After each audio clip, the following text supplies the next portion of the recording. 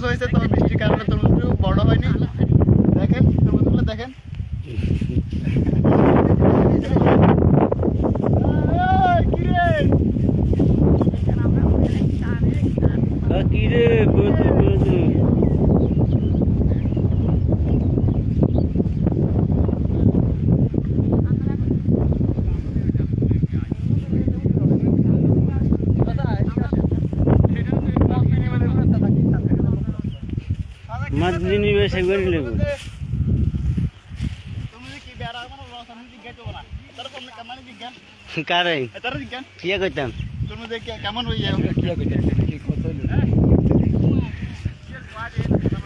হ্যাঁ ভাই, আপনার তরমুজগুলো দেখতেছি সাইজ একটু ছোট, কেন এরকম?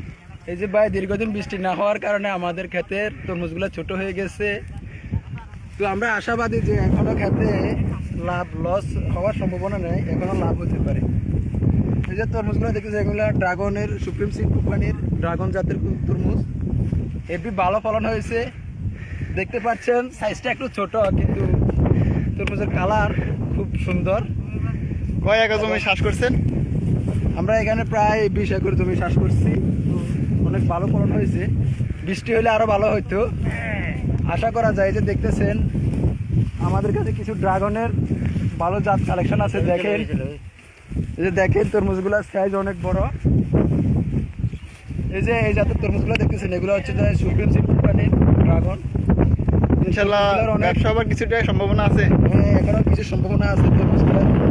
দুইটা তরমুজ নিয়ে আপনি এখনো হাঁটতে পারবেন না। এই দুইটা তরমুজ ভাই কত কেজি হতে পারে? দুইটাকে তরমুজ আনুমানিক 20 কেজি হতে পারে। 20 কেজি? হ্যাঁ, 20 কেজি।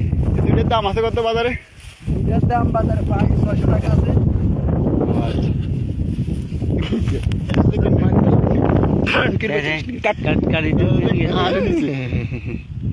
ওই যে নিলা, ওই যে